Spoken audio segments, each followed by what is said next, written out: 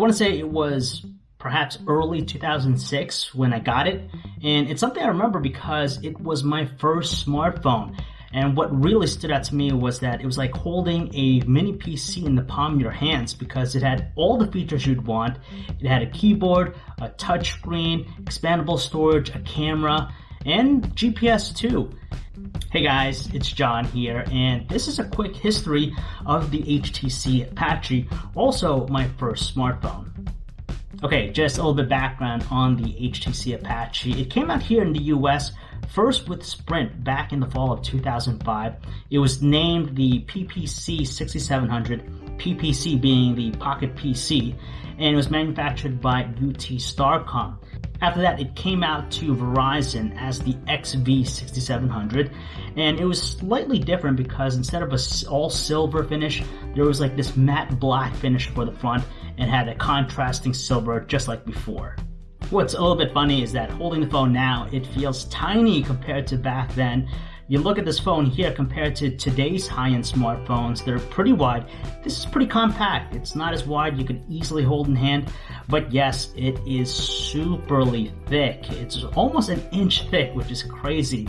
And even back then, this was considered a beast of a phone because it was competing against phones like the Motorola Razr. So when you put this side by side, it was huge.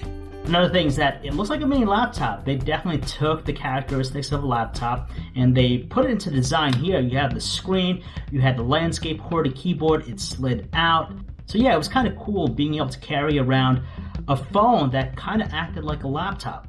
Even though the Apache was my first smartphone, this wasn't the first time I actually used a touchscreen because before this, I had two PDAs. I was using an HP one and also a ViewSonic. So here with the Apache, it has a 2.8-inch QVGA resistive screen. So 2.8 inches, that's tiny compared to today, but back then it was big. As well as the resolution, it was considered high-end, 320 by 240 pixels. That's not even close to HD. And there are very few phones or devices in general that had VGA resolution, and it wasn't until I want to say 2008, 2009 that WVGA was considered the high end of the spectrum. And yes, like I said, it is a resistive touchscreen, so compared to today's phones that rely on capacitive touch, this wasn't as intuitive. That's why it came with a stylus. And for anyone that has used Windows Mobile, this is something that you always had with most devices because you use it to interact with the platform, and it was typical Windows. But you definitely couldn't really type as well using the on-screen keyboard. It was super tiny. I ended up just using the keyboard. Speaking of Windows Mobile, it's the first smartphone platform that I use. I know Palm OS was there at the time, and I believe BlackBerry OS was also starting out, but this was familiar to me because I was using PCs, and to me this is basically a mini version of that because it's running all the popular software that you'd find in any Windows-based PC. So that means Microsoft Office, Word, Excel, PowerPoint, which is great. It's not the most intuitive platform versus today because it was menu driven and you had a lot of these, folders to get through and menus to go through to do different tasks. As far as like scrolling and stuff like that, you definitely need to use the stylus because trying to use your finger or your fingernail was a little bit tough. But besides that, if you were using a Windows PC at the time, this was pretty much a given. I also want to point out two apps that I use religiously here with the Apache. The first one is the Windows Modem app, and this basically allowed me to tether the data connection on my smartphone to my PC using the mini USB cable. So if I wasn't in an area that had Wi-Fi, and Wi-Fi back in 2006 was there, but it wasn't as prevalent as it is now, I could get access to the internet on my PC thanks to this. Of course, I need to have data connection. It had only 3G speeds, but back then it was more than enough for me to get access to things like email.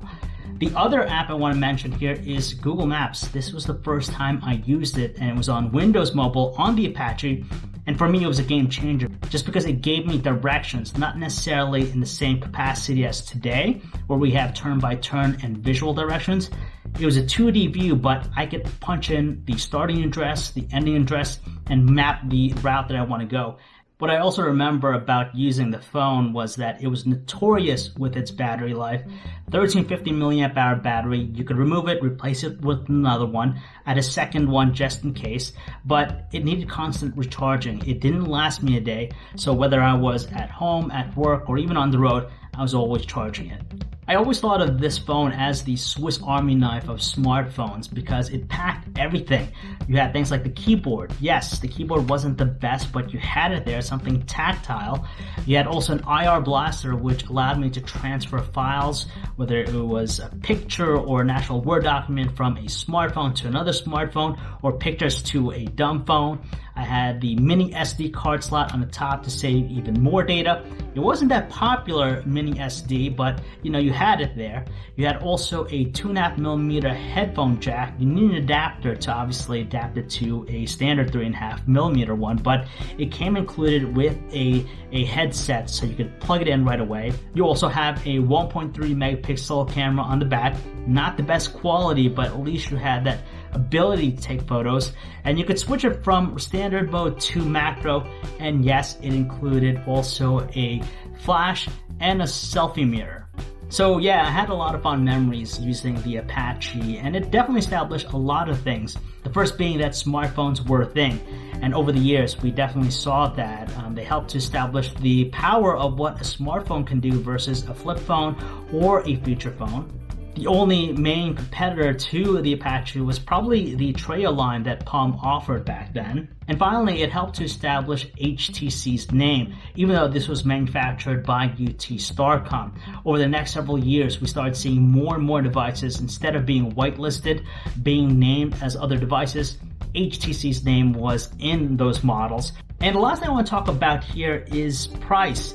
Now, when the Apache was launched on Sprint in the fall of 2005, it retailed for $550. If you bought an interior contract, it dropped it down to $200. Now, when you think of today's prices, this was cheap, but actually it wasn't. $200 on an interior contract was considered really expensive. And that's it for this video, guys. Thank you for watching. I hope you enjoyed it. I'll be doing more videos, obviously, like this, so stay tuned.